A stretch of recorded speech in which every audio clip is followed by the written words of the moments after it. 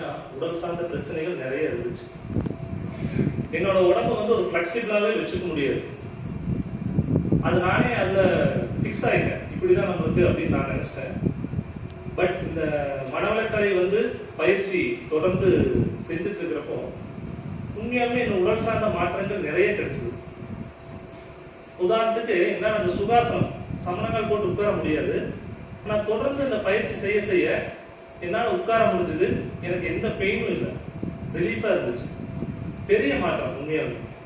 அதே மாதிரி பார்த்தீங்கன்னா அகத்தாய்வு அகத்தாய்வு செய்யறதுக்கு முன்னாடி வரைக்கும் நான் இப்படி பார்த்து பேசிட்டு இருந்தேன் எல்லாத்தையும். ஆனா என்னை பார்த்து 4 விரல் காட்டிட்டு இருக்குது, நான் யார் நான் யார். எல்லாத்தையும் பார்த்து குறை சொல்லிட்டு இருக்கேன், இது சரியில்லை, அது சரியில்லை, அவங்க சரியில்லை, இவங்க சரியில்லைன்னு. ஆனா இந்த அகத்தாய்வு பயிற்சி எடுக்கிறப்போ இந்த தற்சோதனை மூலமா ஒவ்வொரு நாளும் அந்த அருகுணங்கள் வந்து என்னென்ன நம்ம கிட்ட இருக்குது அப்படின்னு ஒரு 3 நிமிஷம் பண்ண சொல்லிட்டு இருந்தாங்க. உண்மையாலுமே அது ரொம்ப எனக்கு அது வந்து பேருதவியா இருந்துச்சு.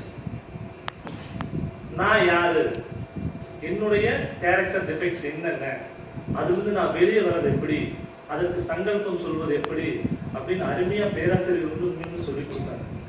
அது உண்மையாலுமே எனக்கு மிகப்பெரும் உதவியா இருந்துச்சு.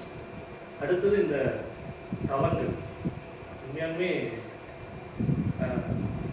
பேசிக்கலி எனக்கு கொஞ்சம் கூச்ச சுபாவம். அதுவும் இல்லாம ஒரு நியாயமா பேசுற விஷயத்தை கூட நான் பேச மாட்டேன். ஆனா கொஞ்சம் சில நாட்களாவே என்னுடைய விஷயங்களை துணிவா என்னால் பேச முடியுது, ஒரு செயல்களை துணிவா செய்ய முடியுது. இதுக்கெல்லாம் காரணம் என்னன்னு எனக்கு தெரியல. ஆனா இங்க வந்ததுக்கு அப்புறம் தான் அது தெரிஞ்சது. இங்க இருக்கிற பேராசிரியர்கள் அனைத்தும் அந்த தவமுறைகளை பத்தி விளக்குறப்போ அந்த தவங்கள் செஞ்சா ஆன்ம பலம் ஆத்ம பலம் கிடைக்கும். ஓ இதுதான் எனக்கு இதன் மூலியமா தான் எனக்கு அந்த துணிவு கிடைச்சதா. இந்த தற்சோதனை தவங்கள் ரெண்டையும் செய்யறப்போ உண்மையாலுமே நான் நல்ல விஷயத்துக்கு என்னால துணிவா செய்ய முடியுங்கிறத உண்மையாலுமே இங்க தெரிஞ்சுக்கிட்டேன். அடுத்தது பாத்தீங்கன்னா இந்த பிரம்ம ஞானத்துக்கு உள்ள வர்றேன், ஆலியாருக்கு வர்றப்போ உண்மையாலுமே பேசிக்கலி நான் ஒரு teacher, chemistry teacher, MSc gold medalist. எனக்கு கொஞ்சம் எல்லாம் தெரியும் அப்படிங்கிற நினைப்பு இருக்குது.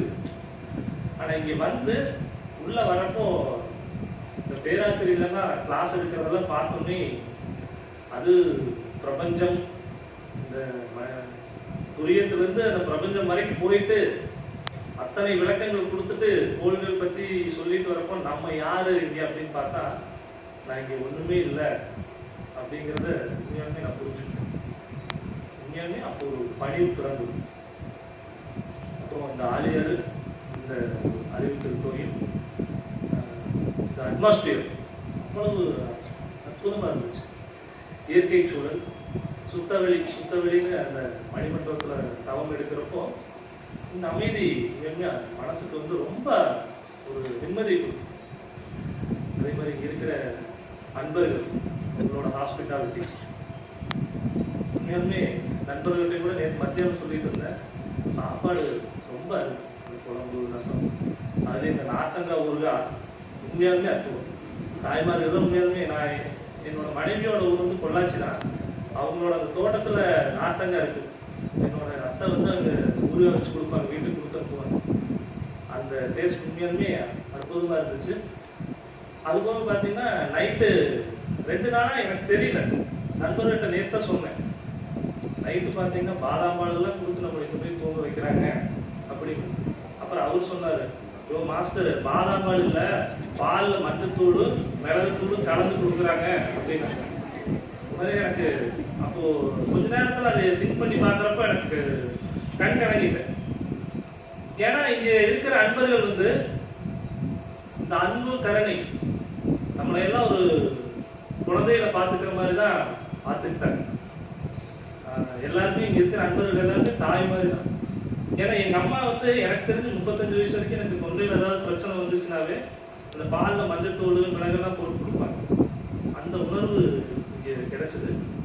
இதுக்கப்புறம் உண்மையாலுமே பேராசிரியர்கள் இந்த விளக்கின விதம் பிரம்மஞானம், இந்த உலகநல வேட்புறதுலேருந்து நான் மன்றத்தில் ஏதோ நானும் கோரஸ் பாடிக்கு போயிடுவேன். ஆனால் அது அந்த உயிரறிவை உள்ளுணர்வாய் உயிர் அறிவு. அதை நேற்று விளக்குனாங்க, இன்னைக்கும் ஐயா விளக்குனாரு. மிக அற்புதம். ஏன்னா அந்த உயிர் துடிதுடிக்குது, அதை பார்த்து நம்மளும் துடிதுடிக்கும். ஏன்னா பல வருடங்களுக்கு முன்னாடி பார்த்தீங்கன்னா ஒரு சின்ன உதாரணம் தான். அப்போல்லாம் எனக்கு ரொம்ப கோபம் வரும், மனைவியை திட்டுவேன், அடிப்பேன். அப்ப அவங்க நிம்மதியா இருந்துருவாங்க, அடுத்த செகண்ட் மாதிரி மறந்துட்டு. ஆனா எனக்கு குறைஞ்சபட்சம் 2 நாள் 3 நாள் நான் துடிச்சுட்டு இருப்பேன். அப்ப அதுக்கெல்லாம் விட இங்கதான் கிடைக்கும். உயிர் அறிவுல என்ன நான் புரிஞ்சுக்கிட்டேன். இது எல்லாமே பாத்தீங்கன்னா இங்க இந்த பிரம்ம ஞானம் அப்படிங்கிறது புரிஞ்சுக்கிட்டேன், அடுத்தது உணர்ந்தேன், அமைதி அடைஞ்சேன். இது எனக்கு மட்டும் கிடைச்சா போதுங்களா? இது நான் வாழ்நாள் முழுவதும் கடைபிடிக்கணும். அதுபோல என்னுடைய திருப்பூர் மக்களுக்கு, அதோட என்னோட மாணவர்களுக்கு, என்னுடைய குழந்தைகளுக்கு, இவங்களுக்கெல்லாம் இந்த பயிற்சியை சொல்லி கொடுத்து அவங்களும் இதுல பயிற்சி எடுத்து நல்ல வாழ்வு வாழணும். கடவுள்கிட்ட நான் வேண்டிக்கிறேன். தொண்டாற்றி இன்பம் காண்போம். வாழ்க வளமுடன், வாழ்க வளமுடன்.